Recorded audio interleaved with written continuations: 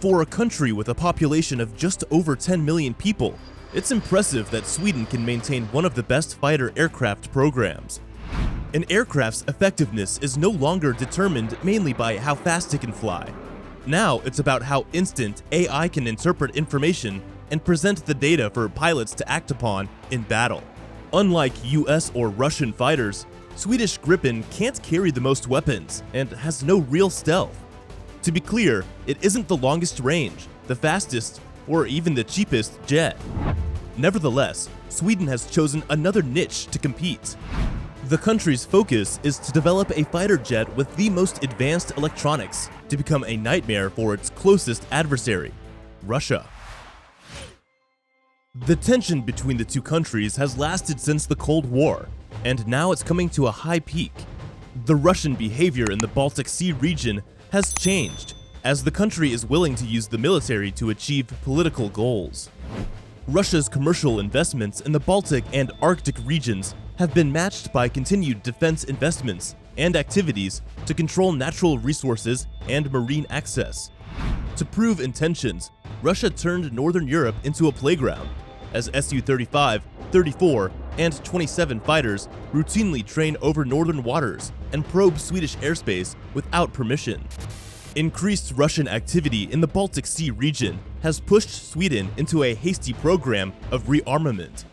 Sweden will raise military spending by about 40%, or $3.1 billion, in the next 5 years to strengthen its defense. Sweden always relies on tactical superiority to achieve combat effectiveness and repel Russian attacks with technology. Historically, the country deployed some of the first data links and electronic warfare systems in its fighters, starting with the Saab 35 Draken and, more recently, the 37 Viggen. That combination of aircraft combat performance, pilot tactics, cost, and availability were all baked into the JAS-39 Gripen. From the beginning, the Gripen was designed with its electronics in mind. The idea was that, during a conflict with Russia in the 80s, unsecured voice radio could be easily intercepted or jammed, while digitally transmitted information was more secure. The first data sharing between aircraft and ground stations via radio included tactical information, such as the speed and altitude of the target or the direction to it, given as a point on the radar scope. The Gripen was built relatively small, about 6 tons empty, and at the time, it was risky because in 1982, computer technology meeting the requirements of performance and miniaturization did not yet exist. This stripped-back design also helped, firstly, to keep costs down, as it saved $10 million for additional General Electric F404 engine, and secondly, to give the basis for electronics innovations. December 2020 saw the first of a planned 60 Gripen series being handed over to the Swedish Air Force. The Gripen E has an overall length of 15.2 meters, a wingspan of 8.6 meters, and a maximum takeoff weight of 16.5 thousand kilograms.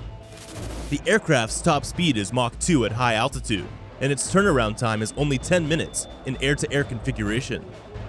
The Gripen's internal fuel tanks, with a combined capacity of 3.4 thousand kilograms, are approximately 40% larger than those of its former version, which means extended range for the flight. Saab also increased the fighter's payload with the 2 additional hardpoints, added new sensors, and weapons. The Gripen E can carry up to 7 MBDA Meteor Beyond Visual Range air-to-air missiles.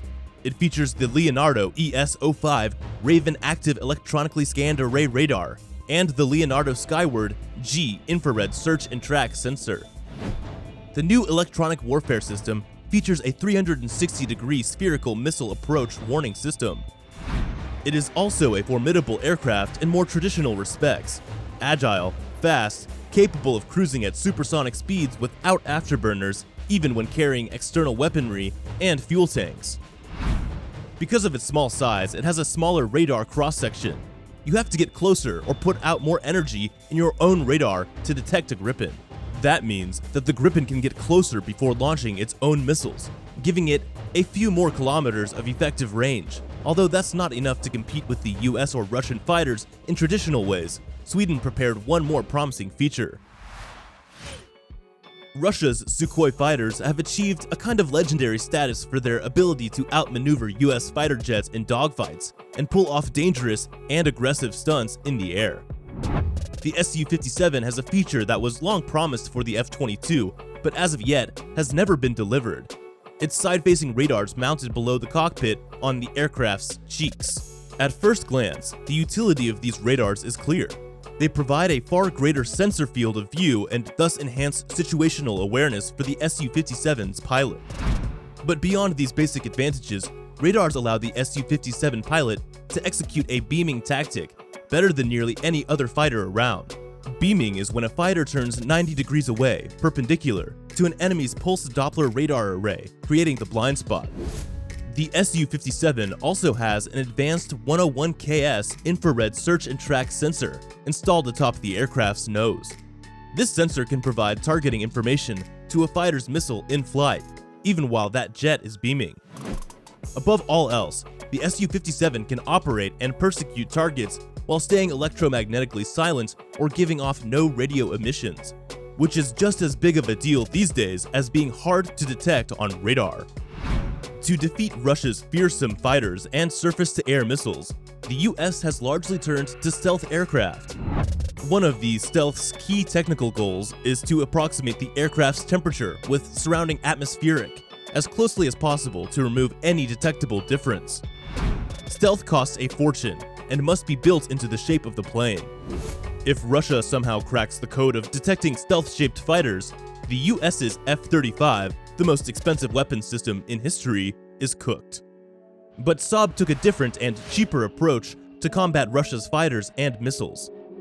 One thing that sets the Gripen apart from its direct competitors is the degree to which the entire aircraft and systems were designed around the electronic warfare suite. Focus on electronic attack gives an advantage over stealth because the software can evolve without a ground-up rebuild.